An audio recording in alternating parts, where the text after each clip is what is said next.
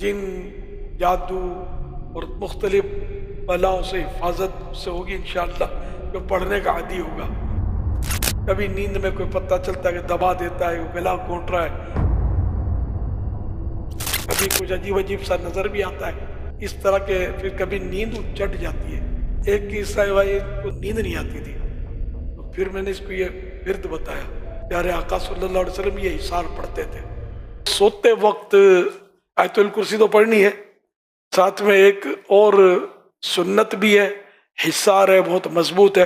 جن جادو اور مختلف بلاؤں سے حفاظت اس سے ہوگی انشاءاللہ۔ جو پڑھنے کا عادی ہوگا، کبھی نیند میں کوئی پتہ چلتا ہے کہ دبا دیتا ہے، کوئی گلا گھونٹ رہا ہے، کوئی ٹانگ کھینچ رہا ہے، کوئی یوں ہلا کر جگا دیتا ہے، کچھ ہوتا نہیں ہے، کبھی کچھ عجیب عجیب سا نظر بھی آتا ہے اس طرح کے، پھر کبھی نیند چٹ جاتی ہے۔ پیارے آقا صلی اللہ علیہ وسلم یہ حصار پڑھتے تھے۔ دشمنوں سے حفاظت، قاتل سے حفاظت، لٹیرے سے، ڈاکو سے، انشاءاللہ جانوروں کے حملے سے، کتوں سے، سانپ سے، بچھو سے، انشاءاللہ ہر مصیبت سے حفاظت ہوگی۔ 5-6 منٹ کا عمل ہے، بعضوں کی سپیڈ زیادہ ہوتی ہے تو کم وقت میں پڑھ لیں گے، لیکن ایک پڑھنا درست ہے ایسا نہیں ہو۔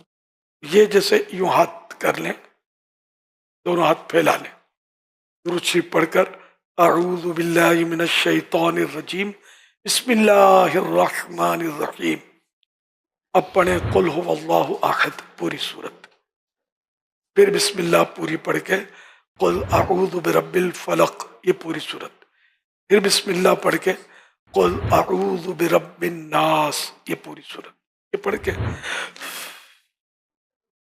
دم کرنے، اور آگے سے یہ ہاتھ پھیرنا شروع کریں، پھیرتے پھیرتے جہاں جہاں آپ کا ہاتھ پہنچ سکے، یہ پورا پاؤں، یہ مطلب پاؤں کی پشت تک یہ سارا ہاتھ پہنچائے، جتنا ہو سکے کوئی جگہ ہاتھ پہنچنے سے رہ نہ جائے۔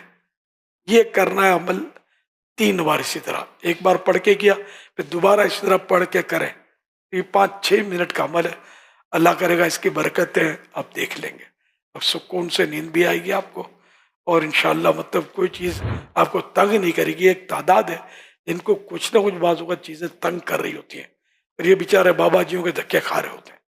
یہ حدیث پاک کا عمل ہے، اور پیارے آقا صلی اللہ علیہ وسلم بھی روزانہ یہ حصار کیا کرتے تھے۔ اب لفظ روزانہ حدیث میں یا نہیں ہے، بلکہ یہ حصار کرتے تھے، اور یہ اپنا شجرہ ہے، شجرہ قادریہ رضویہ، اس میں بھی یہ حصار لکھا ہوا ہے۔